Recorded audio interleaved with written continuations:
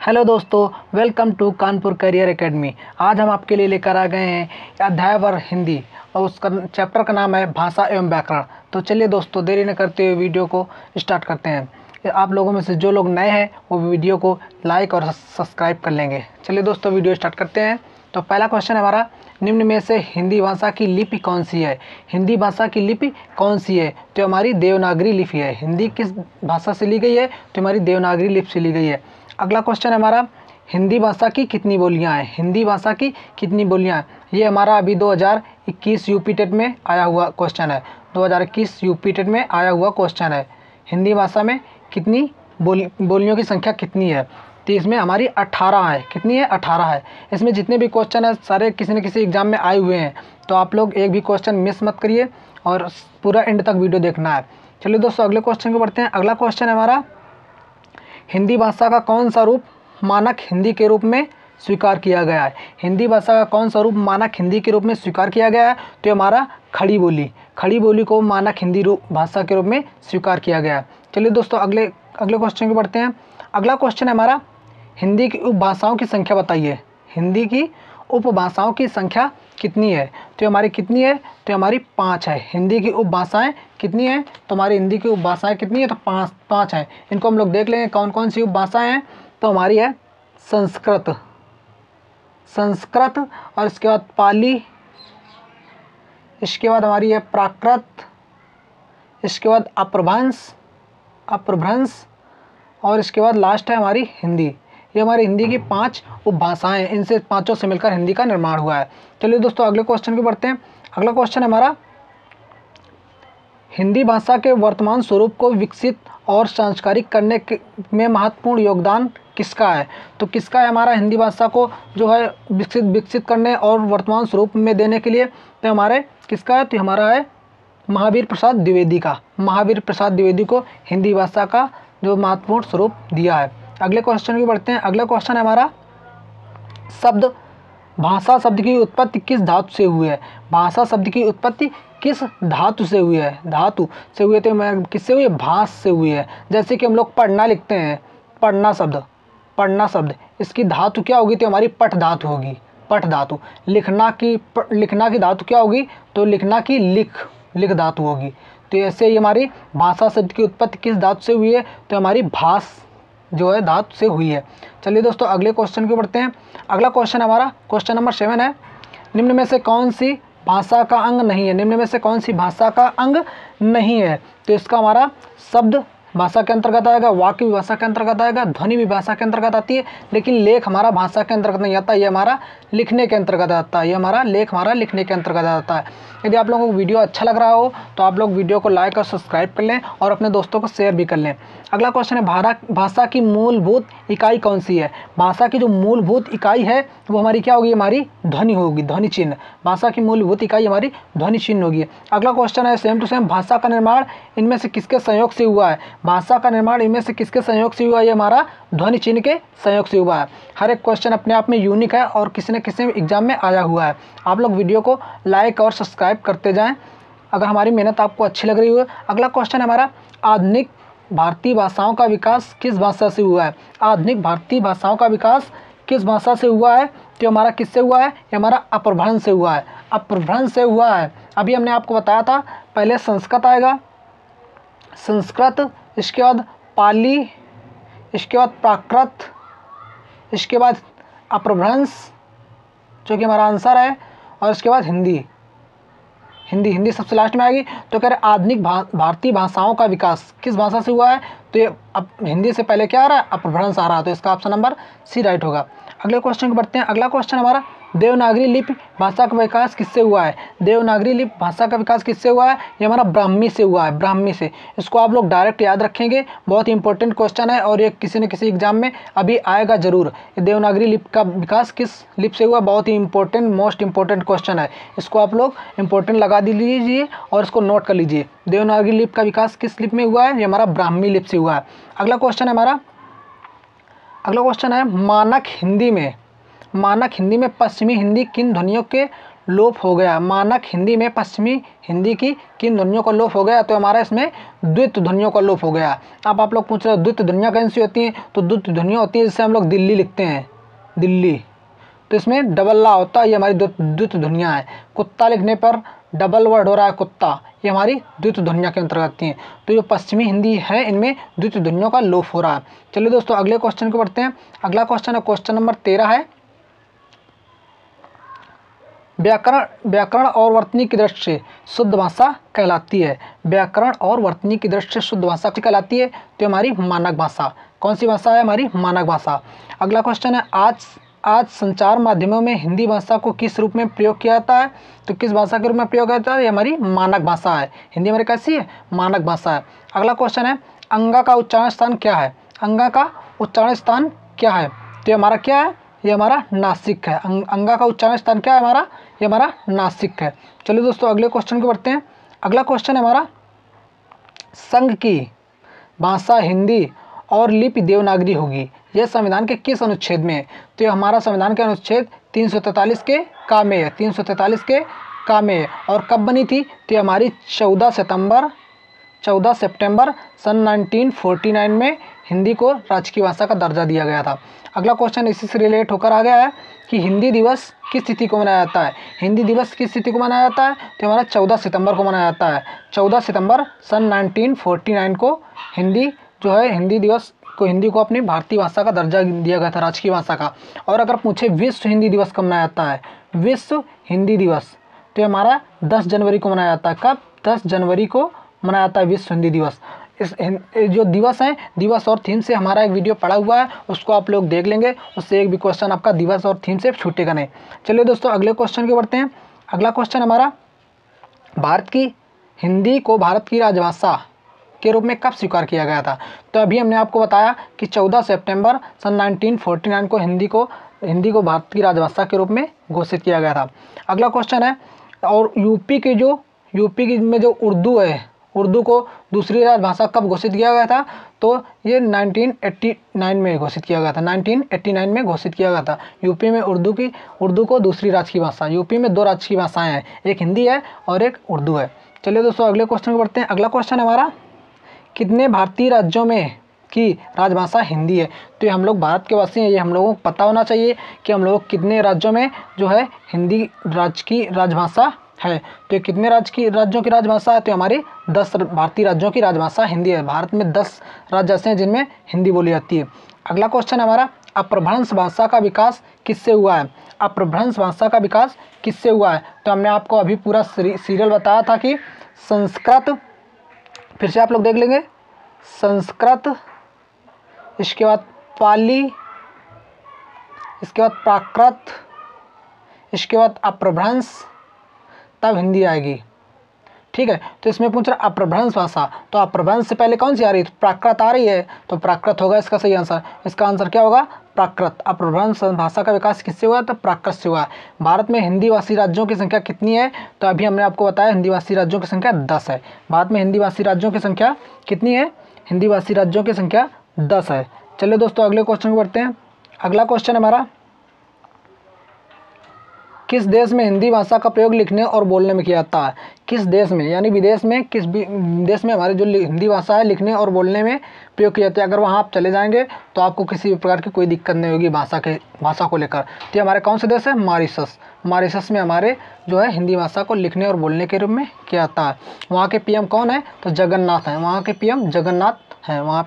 अगला क्वेश्चन हमारा, संविधान के किस भाग में हिंदी को भारत की राजभाषा कहा गया है? तो संविधान में कितने भाग हैं? हमारे टोटल 22 भाग हैं। संविधान में कितने भाग हैं? 22। संविधान में टोटल 22 भाग हैं। तो हमारे कितने भाग हैं? तो इसमें 22 भाग हैं। 22 भाग और भागों की संख्या कितनी है? तो हमारी टोटल 25 है। तो इसमें कहा गया कि हिंदी को भारत की राजभाषा किस भाग में कहा गया? तो किस में कहा गया? तो हमारे ऑप्शन नंबर बी 17 में कहा गया है। और भाग 15 में क्या है? तो हमारा भाग 15 निर्वाचन से संबंधित है। भाग 15 निर्वाचन से संबंधित है। चलिए दोस्तों अगले क्वेश्चन के बढ़ते हैं। अगला क्वेश्चन है, निम्न में से हिंदी के हिंदी के वर्ण हैं, हिंदी के वर्ण कहाँ से कहाँ तक आते हैं। तो आप लोग ज़्यादातर जो लोग नहीं पढ़े होंगे, पहली बार देख रहे होंगे, वो हमेशा मारेंगे का से ज्ञा, लेकिन ये ऑप्शन गलत है। ये हमारे हिंदी के वर्ण कहाँ से कहाँ तक आते हैं, तो हमारे आ से लगा के हा तक आते हैं, आ से लगाकर हा तक आते हैं हिंदी वर्णमाला। अगला क्वेश्चन है हमारा, हिंदी वर्णमाला में अयोगवाह वर्णों की संख्या कितनी होती है। तो ये हमारी 2 होती है। कितनी होती है? 2 होती है, पहला अंक और दूसरा आहा। अयोगवाह वर्ण कितने होते हैं? ये 2 होते हैं, पहला अंक और दूसरा हा। इनको स्वर के अंतर्गत नहीं रखा जाता है, इसी वजह से स्वरों की संख्या कितनी होती है? टोटल 11 होती है। और ये इसके लिए हम लोग डिटेल से वीडियो बना चुके हैं, आप लोग इसका स्वर और व्यंजन का वीडियो हमारे प्लेलिस्ट में जाके देख सकते हैं। चलिए दोस्तों अगले क्वेश्चन की बढ़ते हैं। अगला क्वेश्चन नंबर 26 है कि राजभाषा कहलाती है, किसी भी राज्य में राजभाषा या राष्ट्रभाषा किसी भी देश की किसको कह सकते हैं? तो साहित्य सृजन की भाषा नहीं है, सरकारी कामकाज की भाषा ये भी नहीं, संविधान द्वारा स्वीकृत भाषा ये भी नहीं, यहाँ पर बहुसंख्यक देशवासियों द्वारा प्रयोग की जाने भाषा को हमको लोग क्या कहेंगे? तो राष्ट्रभाषा कहेंगे। अगला क्वेश्चन है, वर्तमान में लगभग कितने करोड़ लोग हिंदी भाषा का प्रयोग करते हैं? तो कितने करोड़ कर रहे हैं? तो लगभग 60 करोड़ लोग हिंदी भाषा का प्रयोग कर रहे हैं। इस समय वर्तमान में जनसंख्या कितनी? 121 करोड़ है भारत की जनसंख्या, उसमें से 60 करोड़ लोग जो है हिंदी भाषा का प्रयोग कर रहे हैं। अगला क्वेश्चन हमारा, हिंदी वर्तमान में वर्णों की कुल संख्या कितनी है? हिंदी वर्णमाला में वर्णों की कुल संख्या कितनी है? तो हमारी टोटल कितनी है? 52 है टोटल हिंदी वर्णमाला में संख्या। वर्णमाला में वर्णों की संख्या कितनी है? टोटल 52 है। अगला क्वेश्चन हमारा, हिंदी वर्णमाला में स्वरों की संख्या कितनी है? तो स्वरों की संख्या हमारी टोटल 11 है। कितनी है? टोटल 11 है। आ से लगाकर हमारी ऋषि तक, आ से लगाकर ऋषि तक हमारे टोटल 11 हैं। अंक आहा को इसमें नहीं लेंगे, अंक आहा हमारे अयोगवाह के अंतर्गत आते हैं, इनको नहीं लेंगे। आ से लगाकर ऋषि तक हमारे टोटल 11 स्वर होंगे। अगला क्वेश्चन है, खड़ी बोली किस हिंदी बोली, खड़ी बोली किस हिंदी की बोली है? खड़ी बोली किस हिंदी की बोली है? तो किसकी है? हमारी ये हमारी पश्चिमी हिंदी की बोली है। खड़ी बोली जो हमारी है ये पश्चिमी हिंदी की बोली है। अगला क्वेश्चन है हमारा, क्वेश्चन नंबर 31 है कि छात्रा ज्ञा स्रा कहे जाते हैं। तो ये क्या कहे जाते हैं? तो ये हमारे संयुक्त व्यंजन कहे जाते हैं। अब क्यों कहे जाते हैं? क्योंकि छा जो होता है ना, छा छत्री वाला छा, ये हमारा का आधा का प्लस खटकोट से मिलकर बनता है छा, और त्रा त्रिशूल वाला जो होता है हमारा, ये आधा ता प्लस रा से मिलकर बनता है। ठीक है। इसके बाद ज्ञा जो होता है, ज्ञा ये आधा जा प्लस इया से मिलकर बनता है, आधा जा प्लस इया से मिलकर बनता है। और इसके बाद जो स्रा होता है, ये श्रमिक वाला स्रा, ये हमारा जो है आधा सा सिटी वाला सा प्लस रा से मिलकर बनता है। इस वजह से इसको संयुक्त व्यंजन कहते हैं। संयुक्त मतलब 2 जुड़ने से मिलकर बने व्यंजन होते हैं, उनको संयुक्त व्यंजन बोलते हैं। अगला क्वेश्चन हमारा, इसको आप लोग याद रखेंगे, ये किसी भी एग्जाम में ज़रूर पूछेगा कि ये कौन किससे मिलकर बनते हैं। और इसके नीचे हलंत भी लगी होगी, जो का ता जा और सा के नीचे। अगला क्वेश्चन हमारा, हिंदी वर्णमाला में कितने संयुक्त व्यंजन है? तो कितने संयुक्त व्यंजन है? तो हमारे 4 संयुक्त व्यंजन है। कितने? अभी आपको बताया, ये 4 हमारे संयुक्त व्यंजन है। यही हिंदी वर्णमाला में टोटल संयुक्त व्यंजन है। अगले क्वेश्चन को बढ़ते हैं। अगला क्वेश्चन हमारा, नेपाली भाषा किस लिपि में लिखी जाती है? नेपाली भाषा किस लिपि में लिखी जाती है? तो ये किस में लिखी जाती है? देवनागरी लिपि में लिखी जाती है। इसके अलावा हम आपको बता दें कि जो हमारी क्या बोलते हैं उसको, हिंदी है, हिंदी भी हमारी देवनागरी में लिखी जाती है। हिंदी के अलावा हमारी संस्कृत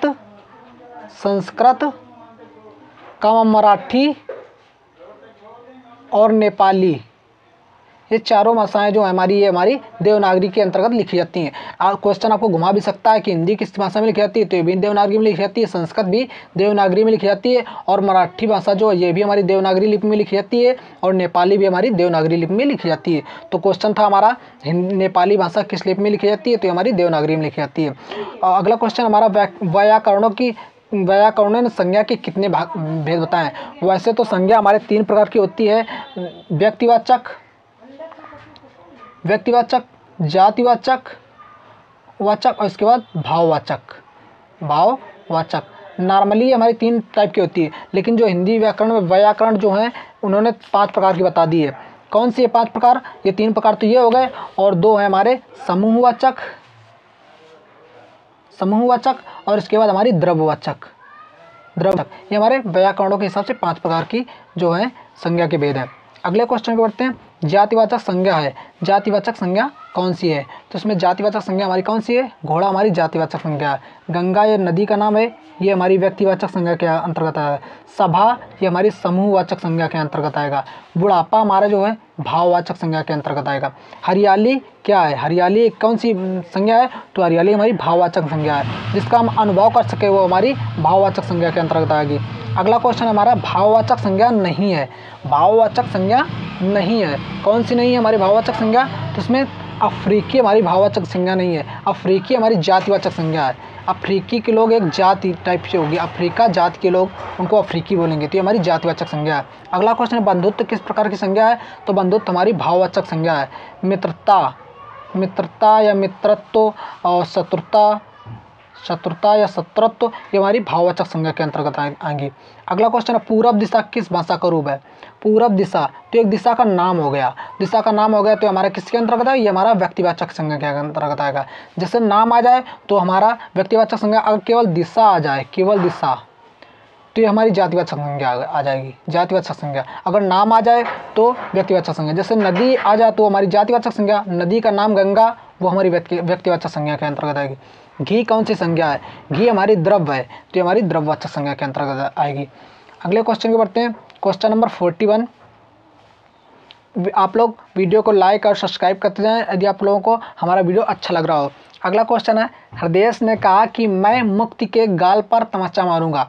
इस वाक्य में कर्ता कारक कौन सा है? तो इस वाक्य में कर्ता कारक कौन सा? तो तमाचा कौन मारेगा? तो हृदय मारेगा ना, तो हृदय इसमें कर्ता है। अगला क्वेश्चन है समूहवाचक संज्ञा कौन सी है?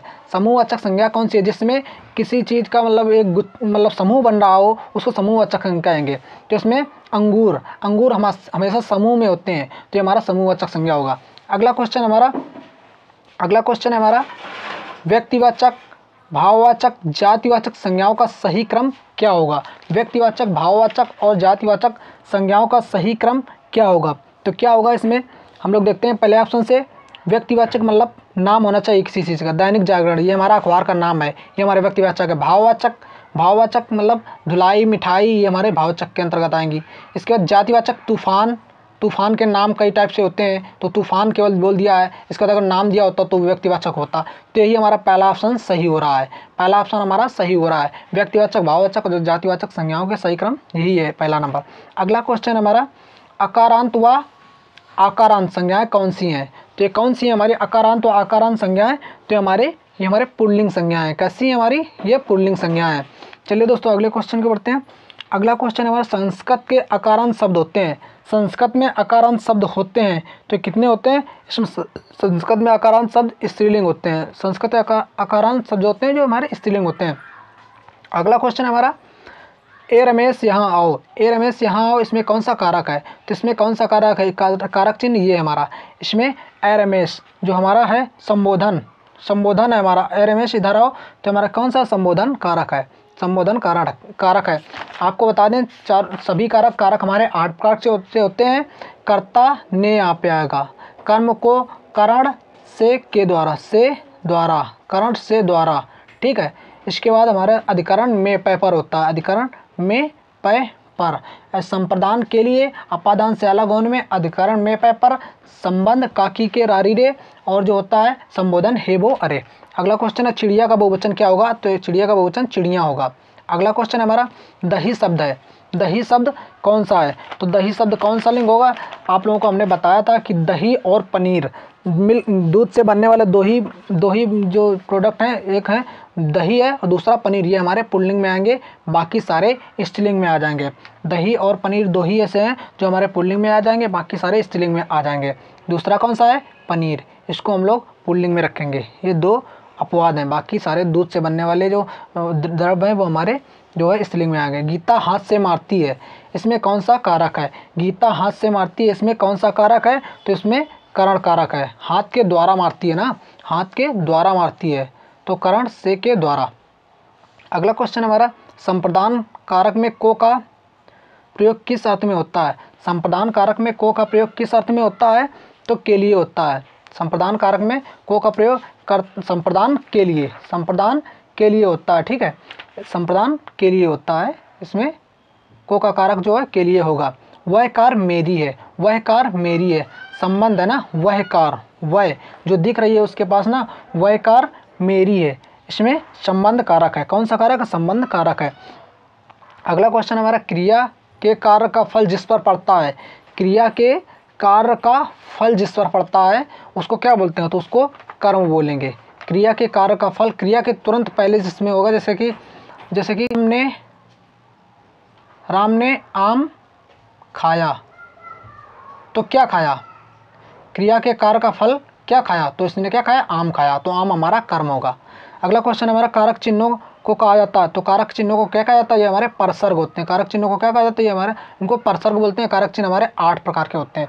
अगला क्वेश्चन हमारा, तोता डाली पर बैठा है, तोता डाली पर बैठा है, तो अधिकरण में पय पर, तो इसमें ऑप्शन नंबर सी होगा। कर्ता ने संप्रदान को के लिए करण से के द्वारा और कोई चीज़ दान दी जाए हमेशा, तो उसको भी संप्रदान के अंतर्गत रखेंगे।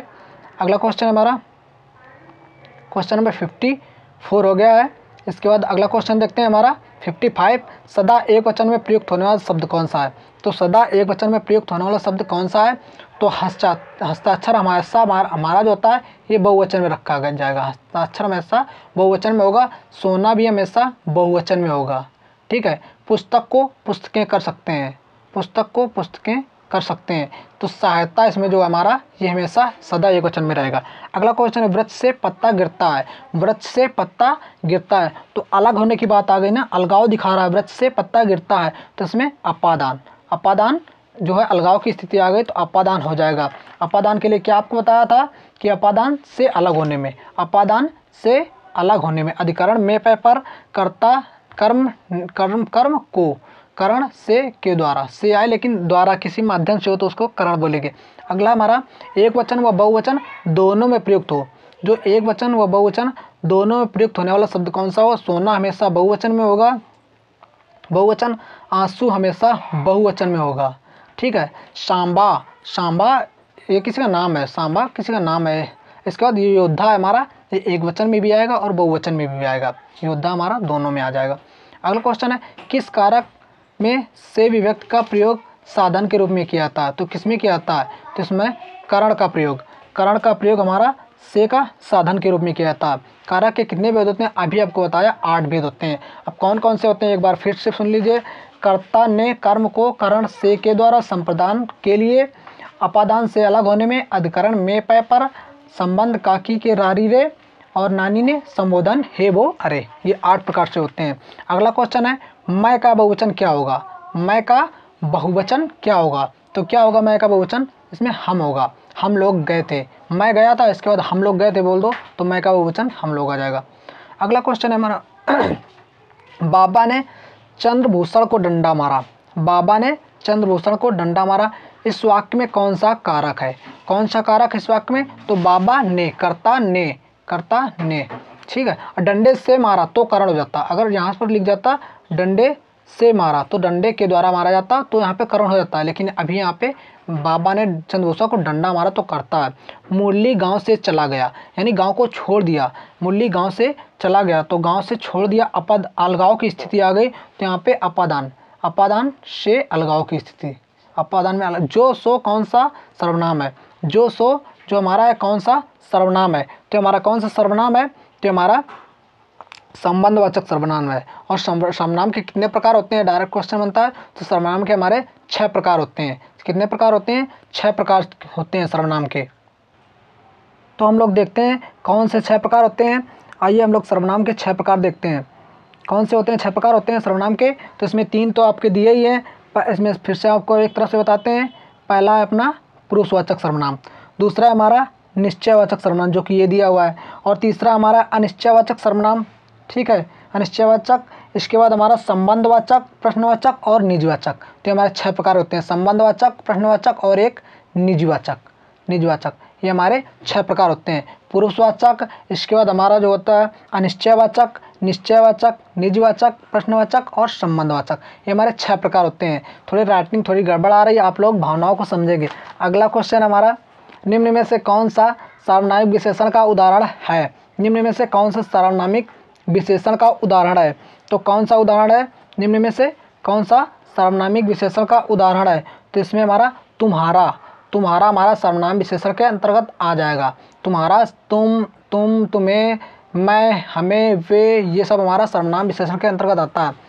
निम्न में से कौन अनिश्चयवाचक सर्वनाम है? तो कौन निश्चयवाचक सर्वनाम है? निम्न में से कौन निश्चयवाचक सर्वनाम है? तो कौन सा निश्चयवाचक सर्वनाम है? तो यह हमारा निश्चयवाचक सर्वनाम है। आप किसी चीज़ को बताएंगे यह हमारी पुस्तक है, यह हमारी बुक है, तो आपको दिख रही होगी निश्चय होगा, वही हमारा निश्चयवाचक सर्वनाम के अंतर्गत आएगा। इसमें कौन हमारा जो है ये प्रश्नवाचक सर्वनाम के अंतर्गत आ जाएगा? कौन हमारा प्रश्नवाचक सर्वनाम के अंतर्गत आ जाएगा? आप हमारा निजवाचक सर्वनाम के अंतर्गत आएगा। निजवाचक सर्वनाम कोई जो हमारा है, कोई अनिश्चयवाचक सर्वनाम के अंतर्गत है, कोई निश्चय नहीं ना, इस वजह से कोई हमारा अनिश्चयवाचक सर्वनाम के अंतर्गत आएगा। अगले क्वेश्चन को बढ़ते हैं। लड़का दौड़ता है, लड़का दौड़ता है, इस वाक्य में लड़का किस संज्ञा को कहते हैं? लड़का दौड़ता है, तो लड़का हमारा जो हमारा है ये हमारा जातिवाचक संज्ञा है। अगर लड़का का नाम दिया होता तो व्यक्तिवाचक हो जाता है, तो लड़का दौड़ता है तो हमारी जातिवाचक संज्ञा है। मानव भी कोई जात नहीं होती, मानव की एक जाति होती है, वो होती है उसको मनुष्य या मानव बोलते हैं। मनुष्य में जातियों को बांटा गया, लेकिन इसमें मानव जाति केवल एक ही जाति होती है, मनुष्य। अगला क्वेश्चन, बालक पढ़ता है, इस वाक्य में पढ़ता क्या है? तो पढ़ता हमारी क्रिया है, और ये किस धातु से बना है? तो हमारा पठ धातु से बना है, पठ धातु से मिलकर बना है। अगले क्वेश्चन को बढ़ते हैं। 67 हो गया, 68 की ओर बढ़ते हैं हम लोग। 68 हमारा क्वेश्चन है, वृक्ष से पत्ता गिर रहा है, वृक्ष से पत्ता गिर रहा है, तो इसमें अलगाव की स्थिति आ रही है। तो अलगाव की स्थिति हमने आपको बता चुके हैं कि अपादान कारक होगा। करण से के लिए संप्रदान जो होता है हमारा, ये आपको बता चुके हैं। संप्रदान किसके लिए आएगा? तो संप्रदान हमारा आता है के लिए, संप्रदान के लिए। इसका संबंध काकी के रारी रे, संबंध काकी के रारी रे। घर पर माँ है, घर पर माँ है, तो यहाँ पे अधिकरण में पे पर, यह घर में माँ है, में पर ऊपर, ये हमारा क्या होगा? अधिकरण के अंतर्गत आएगा। संबंध काकी के रारी रे नानी ने, अपादान से अलग होने में संप्रदान को के लिए, संप्रदान को के लिए। अगला क्वेश्चन है हमारा, राम ने कहा कि वह बाजार जा रहा है, राम ने कहा कि वह बाजार जा रहा है, इस वाक्य में वह क्या है? इस वाक्य में वह क्या है? तो इसमें देखें हम लोग, वह क्या? वह हमारा सर्वनाम है। अभी हमने आपको बताया वह, तुम, तुम्हारा, जिसको इंग्लिश में बोल देते हैं ही, सी, इट, दे, ये हमारे किस में आ जाएंगे? तो हमारे सर्वनाम के अंतर्गत आ जाते हैं। अगला क्वेश्चन है, मैं यह काम आप ही कर लूँगा, इसमें आपको ध्यान में रखना, आपको, मैं यह काम आप ही कर लूँगा, आप हमारा निजवाचक सर्वनाम है, यानी आप खुद ही कर लेंगे, मतलब कोई भी काम। अगला क्वेश्चन है हमारा, उसका कोट पुराना था, उसका कोट पुराना था, तो ये पुराना क्या है हमारा? ये हमारा विशेषण है, ये क्वालिटी बता रहा है। नया, पुराना, मोटा, पतला, ये हमारी क्वालिटी बता रही है। रंग, रूप, ये हमारे विशेषण के अंतर्गत आ जाएंगे। अगला क्वेश्चन है, निम्न में से विशेषण का भेद नहीं है, निम्न में से विशेषण का भेद नहीं है, ठीक है। तो इसमें कौन सा नहीं है विशेषण का भेद? तो पुरुषवाचक जो हमारा विशेषण का भेद नहीं है। परिणामवाचक भी हो सकता है विशेषण, कम, ज़्यादा, 2 किलो, 3 किलो। गुणवाचक भी हो सकता है, कोई क्वालिटी बता सकती है, पुराना, नया, सर्वनामिक विशेषण भी हो सकता है, लेकिन पुरुषवाचक कोई विशेषण नहीं होता है। अगला क्वेश्चन हमारा 74 नंबर, निम्न में से कौन सा काल का भेद नहीं है? तो वर्तमान काल, भूतकाल, भविष्य काल, प्रेजेंट, पास्ट, फ्यूचर तीनों होते हैं, लेकिन आधुनिक काल कोई भी नहीं होता है। ये हमारा इसका ऑप्शन नंबर डी राइट हो जाएगा। निम्न में जिन शब्दों में लिंग, वचन, कारक आदि के कारण कोई परिवर्तन या विकार उत्पन्न नहीं होता है, उसे क्या कहते हैं? ये हमारा बहुत ही इंपॉर्टेंट क्वेश्चन है, मोस्ट इंपॉर्टेंट क्वेश्चन है, इसको आप लोग ध्यान में रखेंगे। इसका क्वेश्चन नंबर सी, अव्यय जो होते हैं उनमें लिंग, वचन, कारक का प्रयोग नहीं पड़ता है। जैसे हम लोग लिख देते हैं और, तथा, एवं, इसमें लिंग, वचन, कारक का कोई भी प्रभाव नहीं पड़ेगा। अगला क्वेश्चन हमारा, राम धीरे धीरे पढ़ता है, इस वाक्य में धीरे धीरे क्या है? तो धीरे धीरे हमारा जो है क्रिया की विशेषता बता रहा है, धीरे धीरे पढ़ता है, तो धीरे धीरे हमारा क्रिया विशेषण है। उसने पढ़ा था, उसने पढ़ा था, तो ये हमारा भूतकाल है, आप लोग देखिए कि बता देंगे। अगला क्वेश्चन, अपनाना किस प्रकार की क्रिया है? अपनाना किस प्रकार की क्रिया है? तो अपनाना हमारा जो हो जाएगा किस प्रकार की क्रिया हो जाएगी? तो ये हमारी नाम धातु क्रिया हो जाएगी। अपनाना, बतियाना, लतियाना, ये हमारी नाम धातु क्रिया हो जाएंगी। प्रेरणार्थक क्रिया हो जाएगी किसी से, खाना बनवाना, कपड़े धुलवाना, ये हमारी प्रेरणार्थक क्रिया आ जाएगी। और द्विकर्मक क्रिया क्या आ जाएगी? जैसे उसे दिल्ली दिल्ली जाना पड़ा, जाना पड़ा, उसे दिल्ली जाना पड़ा। तो जाना भी और पड़ा भी दो टाइप की क्रिया आ रही, तो वहाँ पर द्विकर्मक क्रिया आ जाएगी। तो अपनाना इसमें कौन सी क्रिया आ जाएगी? अपनाना में नाम धातु क्रिया आ जाएगी। एक होती है पूर्वकालिक क्रिया, पूर्वकालिक क्रिया, कालिक क्रिया। पूर्वकालिक क्रिया किसे बोलते हैं? जैसे वह नहा कर बाजार गया, वह नहा कर बाजार गया, तो पहले उसने नहाया इसका करके दिया होगा शब्द, वो पूर्वकालिक क्रिया के अंतर्गत आएगा। तो इसमें पूर्वकालिक क्रिया वह नहाकर बाजार गया, तो इसमें हमारी पूर्वकालिक क्रिया आएगी। तो आप लोग दोस्तों, आप लोगों को वीडियो कैसा लगा? आप लोगों को यदि हमारे पढ़ाने का तरीका समझ में आया हो, हमारी मेहनत अच्छी लगी हो, आप लोग वीडियो को लाइक, सब्सक्राइब और शेयर कर लेंगे। थैंक्स फॉर वॉचिंग दोस्तों, मिलते हैं नेक्स्ट वीडियो में।